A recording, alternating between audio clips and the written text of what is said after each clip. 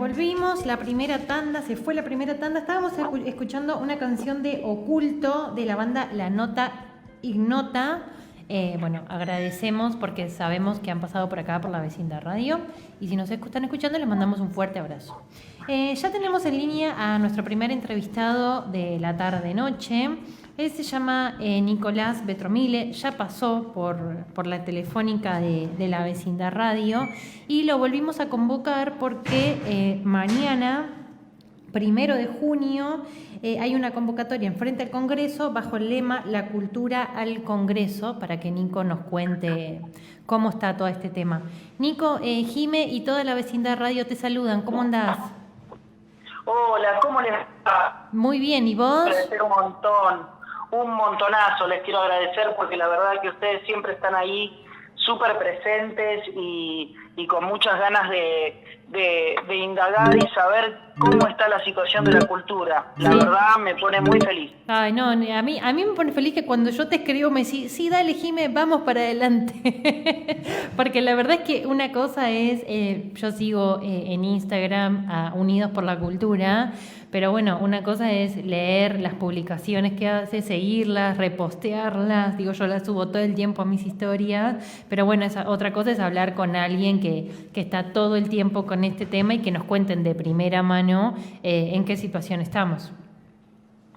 Mira, desde aquel 11 de abril que pasaron cosas y siguieron pasando cosas, podemos decir que desde el 8 de marzo, aquel 8 de marzo en donde las compañeras que estaban ahí marchando en el Día Internacional de la Mujer, lo vieron al ministro de Cultura y le dijeron, nos tenemos que ocupar de este tema, y desde el INCA no se está haciendo nada porque justo eran mujeres del audiovisual, que empezaron a pasar cosas.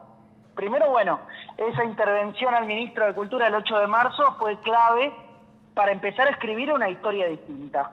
Lo que ocurrió el 11 de abril fue trágico, ¿no? Digo, trágico en todos los sentidos, porque en primera medida la verdad que una represión policial a trabajadores de la cultura que están tratando de defender un fondo de fomento es como sumamente complejo. Pero además lo que desencadenó eso, ¿no?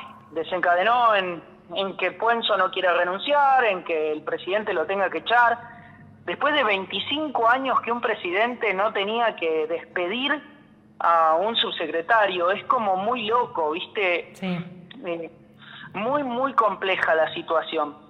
¿Y dónde estamos hoy? Bueno, desde un tiempo a esta parte, primero Unides por el Cine y ahora Unides por la Cultura, se ha transformado en el espacio que está interpelando a los diputados, diputadas, senadores y senadoras, para contarles cuál es no nuestra versión de los hechos, sino cuál es la situación en la que se encuentra la cultura. Y cuando hablamos de la cultura, es la cultura argentina, la cultura nuestra, la cultura federal que tenemos en este país. Y bueno, y nos hemos encontrado con un escenario muy, muy loco, en muchos aspectos. En primera medida, bueno, yo en Unides por la Cultura, en el espacio en el que participo, es en la Comisión de Legisladores, se llama, que es la que vamos a hablar justamente con los diputados, diputadas, senadores y senadoras. Y es muy fuerte, digamos, hemos ido a hablar con diputados y diputadas de diferentes espacios políticos, tantos oficialistas como oposición minoritaria, y la semana pasada tuvimos la posibilidad de acceder a parte de la oposición que suma al interbloque de Juntos por el Cambio, que es Evolución Radical. Uh-huh. Y la verdad es que nos sorprendió la mirada que tienen, principalmente no solo sobre, estas asignaciones específicas que deben continuar, sino la mirada profunda que tienen con el tema de las bibliotecas populares. Y esto es algo que hay que decirlo. Hay más bibliotecas populares que salas de cine y salas de teatro casi. Estamos hablando que hay 1.200 bibliotecas populares en todo el país, con lo cual es la política pública más federal que existe. y también la más precarizada, porque esto hay que decirlo, hay mucha gente trabajando ad honorem en las bibliotecas populares. Y el presupuesto de la CONAVIP depende pura y exclusivamente de estas asignaciones específicas. Entonces, bueno, charlando con estos diputados y diputadas, ahí, bueno, lograban, o por lo menos le tratábamos de hacerles ver cuáles son los datos en los cuales el cine, que es el métier en mi caso, digamos, contribuye a la economía general, ya no sobre los puestos de trabajo que venimos diciendo, que son 700.000 puestos de trabajo en la cultura en general que mueve nuestro país, sino además en la economía, claro. en la economía real. Cada aporte que subsidia el Estado a una película le devuelve a la economía 5,3. Por cada peso, 5,3 pesos le devuelve a la economía real. Con lo cual es mucho. Digo, yo quisiera saber en cuántos espacios el Estado invierte uno y le devuelve un 530%. O sea, es muy difícil, ¿viste?, de pensarlo así, porque la cultura hay que pensarla como algo necesario para un pueblo. Pero cuando ya te empiezan a interpelar en el sentido de, bueno, pero ¿de qué estamos hablando cuando hablamos de cultura? Bueno, la cultura es esto, es por cada peso que se invierte, vuelven 5,3 pesos a la economía real. Pero también son 700.000 puestos de trabajo, pero también, entonces digo, hay que ir como desmenuzando todas y cada una de estas situaciones. Sí, estaba acá, mientras estás hablando, estoy leyendo una de las publicaciones, porque casualmente la semana pasada hablábamos con Raulo, que, bueno, hoy, en el día de hoy no me acompaña, pero el martes que viene probablemente ya esté acá al lado mío. Hablábamos de la película de José Luis Cabezas, El fotógrafo y el cartero, y decíamos que, bueno, yo la vi el fin de semana, y comentábamos con Raulo que qué pena que esté por Netflix y no por hablando de esto, ¿no?, de la democratización de la cultura, que no esté atrás el Inca, ¿no? Digo, es plata que se pierde. ¿Te acordás que en esa conversación, cuando hablamos nosotros, hablábamos justamente de estas cosas que traíamos a colación, la película que protagoniza Francella, Granizo? Exacto. Ahí hay muchas cuestiones de las cuales es lindo hablar. La primera cuestión tiene que ver con los derechos de esa película. Uh-huh. Y eso va emparentado con qué pasa cuando nosotros dejamos que el mercado actúe, claro, y no intervenimos como Estado. Bueno, se empieza a perder soberanía. Y entonces puede haber alguna persona que dice, bueno, pero también se pierde soberanía cuando te endeudas económicamente. Bueno, sí, claro, por supuesto, la soberanía financiera y económica de un país es sumamente importante. Si no, preguntale a Grecia, preguntale propiamente a la Argentina en el 2001. Entiendo, eso también es pérdida de soberanía. Pero ¿qué empieza a pasar? Empezamos a perder figuras de nuestro quehacer cultural. Claro. Hoy por hoy, todas las plataformas tienen la cara de algún exponente de la cultura argentina, principalmente futbolera o política. O sea, Nisman ya no nos pertenece, le pertenece a Netflix. Nisman, María Marta, García Belsunce, Cabeza. Sí, pero la gravedad de todo esto, porque cuando yo busqué información en base a la película en algunos medios de comunicación, no había ninguna crítica constructiva en base a esto. Nadie ponía en tela de juicio que se pasaba por Netflix y no que esté en un medio, en el Inca, que esté atrás medios nacionales. ¿Me entendés a lo que quiero decir? Canales de difusión, a eso es lo que voy. Por eso, porque esto lo que hace es quedarse con los derechos de esas películas, claro, pero también con los derechos de esas historias. Y son perpetuos, te cuento. Digo, en ningún momento el Estado argentino va a poder contar con esa película. Y de contar con esa película será por poco tiempo y no de manera exclusiva. Y es muy difícil que pueda contar con eso porque los derechos son totalmente de la plataforma.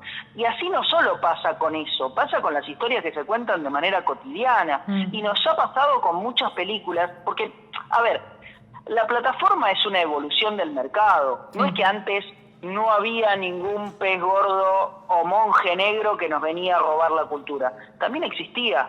Volver le compró a un montón de productoras y estudios películas por menos de $100 y se quedó con los derechos de exhibición de esas películas por chirolas y películas que nunca restauró y que nunca le puso ningún tipo de dinero encima y que la sigue pasando, que no se escuchan, que no se ven. Entonces digo, el modelo de negocios cambió, el monje negro cambió, pero siempre existió. Eso es lo grave. Claro. Y el Estado tiene que intervenir en la exhibición, tiene que intervenir en la distribución, tiene que intervenir en los nuevos medios de exhibición, porque si no, cada vez vamos a perder más. Y el problema es que las generaciones que vengan por detrás van a perder aún más, porque si no hay una cinemateca, ya se perdió más del 95% del cine mudo. El 95% ya se perdió. Más de la mitad del cine sonoro se perdió. Y el nuevo cine digital, que desde el 2012 se empezó a entregar en digital, también se empieza a perder. ¿Por qué? Porque los discos dejan de funcionar, porque no hay un backup para eso, porque no hay personas dedicadas pura y exclusivamente al archivo de películas.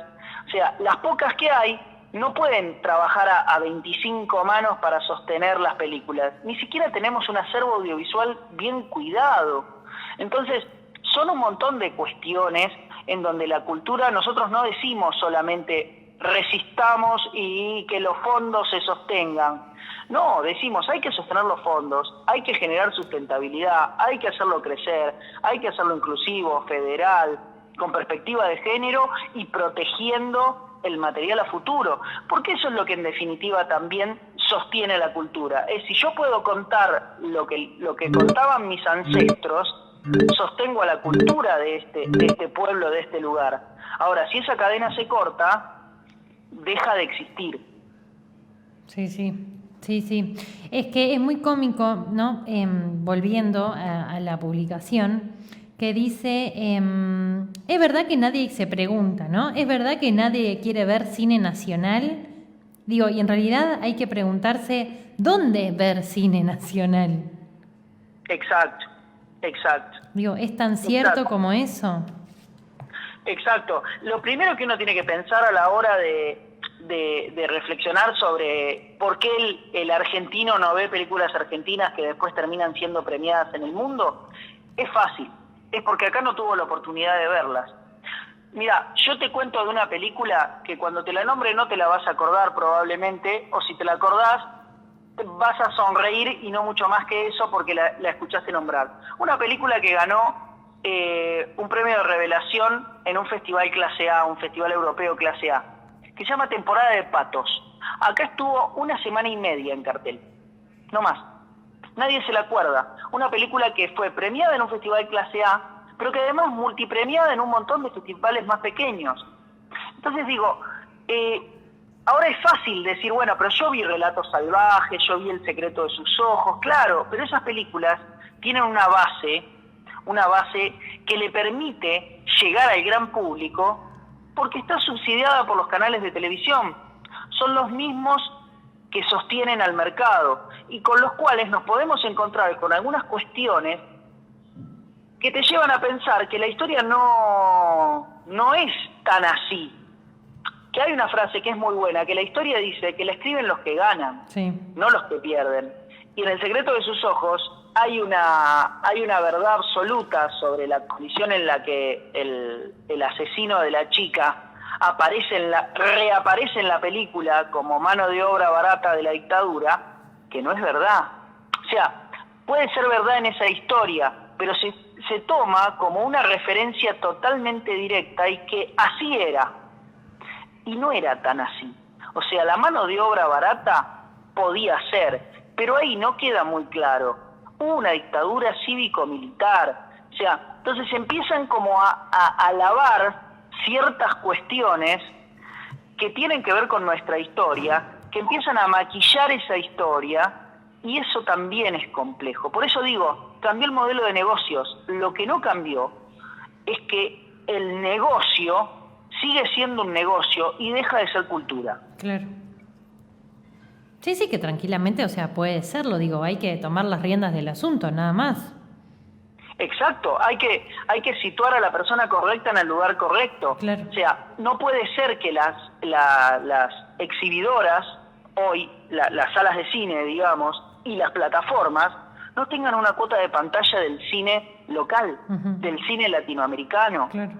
O sea, no puede ser que las plataformas, con la cantidad de dinero que ganan, y que ahora encima se viene un aumento a las plataformas, por lo menos Netflix va a aumentar, y eso va a hacer que aumenten todas, porque digo, esto es funciona como el efecto dominó. No puede ser que las plataformas no tengan que aportar a este fondo de fomento, no solo al fondo de fomento cinematográfico, porque ya hay que pensar más allá, no es solo el fondo de fomento cinematográfico, sino también es estos fondos que le permiten a las televisoras comunitarias y a las radios comunitarias sobrevivir, ni siquiera funcionar, sobrevivir. Y también pensar en el modelo de negocios de las plataformas de música. Hoy por hoy, ¿cuánta gente va a comprar un disco? ¿Cuánta gente va a comprar un disco? Poca. ¿Cuánta gente puede ir a un recital? Más allá de que los recitales se llenan. Pero ¿cuánta gente puede ir a un recital? ¿Cuánto se endeuda una persona para ir a un recital? ¿Entendés? Entonces, la plataforma es, entre comillas, económico, porque vos pagás, no sé, 3, 4 dólares, que son unos 800 pesos por mes, y tenés acceso a una librería fenomenal de música. Ahora, ¿de qué escuchás? Y en base a un algoritmo, porque no estás escuchando bajo decisión, porque es mucho más fácil decir, bueno, le pongo play y lo que sigue, sigue. Y no me importa, porque total el algoritmo, que ni siquiera sabés que se llama algoritmo, digamos, la plataforma me va a seguir reproduciendo música, y yo lo que quiero es escuchar música. ¿Entendés? Entonces, digo, ahí también hay que empezar a revisar eso. ¿A dónde va todas las ganancias de estas empresas que se llevan y que no vuelven a la cultura de los países? No, es que no vuelve un peso, o sea, creo que no se debe ver nada, claro, sí, totalmente. Nada, solo es una, perdón, y no te quiero interrumpir, pero digo, solo es una actitud recaudatoria la que tienen algunos países, que habría que mirar, revisar ese modelo, principalmente los países latinoamericanos que le cobran el impuesto al valor agregado, el IVA. Claro. Pero en Europa se está poniendo en discusión esto, porque claro, Europa quiere seguir sosteniendo su cultura propia. ¿Y entonces qué hace en base a eso? Bueno, le pone restricciones, no solo en cuota de pantalla, sino en aportes a la cultura nacional de cada país. Fíjate que se votó en Suiza y salió que un 4%, imagínate, de las plataformas tienen que aportar al cine de Suiza. Estamos hablando que España, Francia y Alemania tienen topes de entre el 25 y el 40%. Sí, bueno, la semana pasada o la anterior, no me acuerdo, entrevistamos a un músico de Uruguay y la verdad es que la política uruguaya en cuanto a la cultura nos pareció súper interesante porque ellos desde cada municipio, como decirte acá, no sé, La Matanza, desde los lugares de la provincia, ellos hacen un aporte para que la cultura subsista, o sea, que no es que van y se trabaja, digamos, ad honorem las presentaciones, sino que mismo cada municipio, que no sé cómo se llamarán en Uruguay, ponen la plata para salir adelante. Digo, nos pareció súper productivo todo eso. O sea, la cultura nunca cae allá, al menos. Mirá, fíjate en Uruguay, las llamadas, ¿hace cuánto que perduran? ¿Hace cuántos años que se vienen realizando? Claro. No se han realizado por la pandemia, por diferentes momentos en donde hubo días de muchísimas tormentas, porque ocurren entre finales de enero y principios de febrero, y es temporada de tormentas, y muchas de ellas se suspendieron por tormentas, otras se suspendieron por la pandemia, pero se sostienen en el tiempo, y eso lo sostienen no solo las bandas que van los grupos, digamos, que van a tocar los tambores y que van a cantar allí, sino también parte de los aportes que el propio Estado hace, en este caso los estados municipales y también el Estado nacional. Claro, pero y es Uruguay, estamos hablando de un país que tiene más habitantes fuera de su nación que dentro de su nación. No es menospreciar al Uruguay, muy por el contrario. Pero fíjate que no tiene ningún problema de sostener y subsidiar a la cultura. Por otro lado, así como me contás eso, yo te cuento que la Cinemateca Uruguaya está en unas condiciones pésimas, cuando hace unos años estaba mucho mejor. Claro. También le pasaron los gobiernos neoliberales por encima, ¿no? No hay que dejar de decir eso. Pero bueno, así como hay una cosa, también hay que valorar lo bueno que se hace en otros lugares, como te decía lo de Francia, como esto que vos comentás de Uruguay.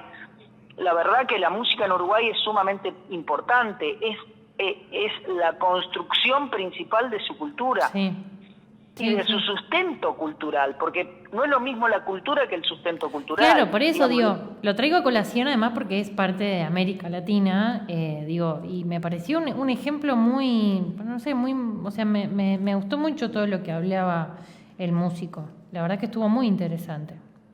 Nuestra ley de cine es modelo en toda Latinoamérica y fue parte trabajada con Francia, pero el tema es que fue modelo en el año 68 y con las modificaciones en el año 94. Pero insisto, al cambiar el modelo de negocios, a cambiar el mercado, debe ayornarse esa ley. Claro. Y debe empezar.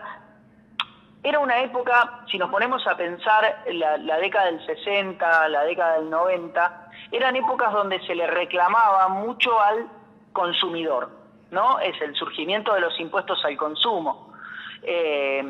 Esas décadas, ¿no? El primer aventón fue hacia finales de los 60, principios de los 70, el impuesto al valor agregado.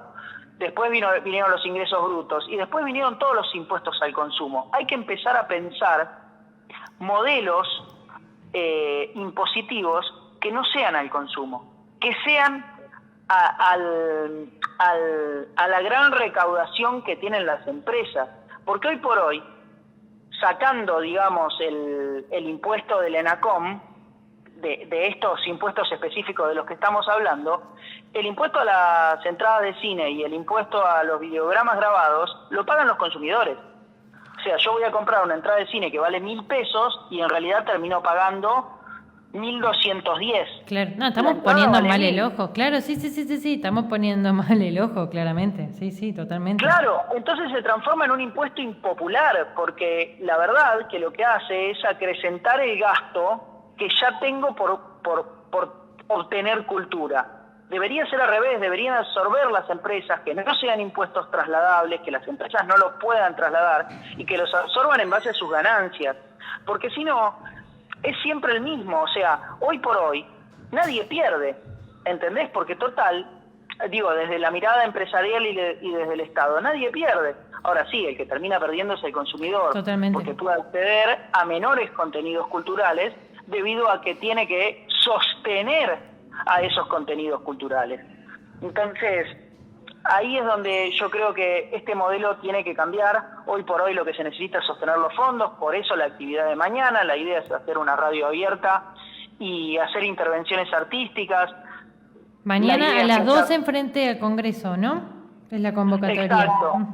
Con presencia de actrices argentinas, la idea es que haya personas conocidas, porque eso también contribuye a que los medios masivos de comunicación se acerquen, sí. Que sea en la puerta del Congreso. Un día miércoles es importante porque es el día que hay reunión de comisión, tanto de Senado como de diputados. Entonces, bueno, la idea es persuadir, es contar, es hablar. Ahí están esas 8 respuestas a diferentes preguntas que se hicieron en la Comisión de Presupuesto, que es donde se trató la modificación de la ley para prorrogar las asignaciones específicas. No estamos prorrogando un impuesto. No. Estamos prorrogando hacia dónde van ese impuesto que se cobra. Digo, esto quiero que quede claro porque se maldijo justamente en esa comisión de que queríamos prorrogar un impuesto. No, se prorrogan las asignaciones específicas. Y quien lo dice, que es la oposición, prorrogó por 99 años las asignaciones específicas de los impuestos del tabaco. Entonces, ojo también, ¿no? Digo, es según quien sea el pez gordo que lo reclama, ¿no? 99 años, nosotros estamos pidiendo 50 y nos quieren bajar el precio, claro, a 8. Nada, sí. Sí, y más cuando, o sea, estaba leyendo acá la realización de una película, bueno, y entrevistas que hemos hecho, lleva además entre 1, 5, 6 años, digo, no tiene razón de ser. Nicolás, agradecemos este contacto con la Vecindad Radio y bueno, y como siempre te decimos, los micrófonos están abiertos. Mañana entonces a las 12 frente al Congreso, bajo el lema La cultura al Congreso. Gracias, Nicolás. Gracias a ustedes, la verdad, me encanta que tengan gente de la cultura nacional y latinoamericana en su programa. Nos encanta contar lo que hacemos porque vivimos de esto, digo también que quede claro, digamos, los artistas, los trabajadores del Estado que pertenecemos a los organismos de fomento y todos esos trabajadores indirectos vivimos de esto, no tenemos otro laburo. Yo trabajo en el Estado y no tengo otro laburo, le dedico muchas horas, las horas que me corresponde le dedico, y así los artistas. Entonces, me encanta que nos convoquen, les queremos agradecer un montón, y bueno, los esperamos mañana aquellos que puedan acercarse al Congreso, porque la cultura tiene que ir al Congreso. Gracias, Nicolás, ahí estaremos. Un saludo. Gracias, hasta luego. Chau. Lo escuchaste, lo viste en lavecindadradio.com.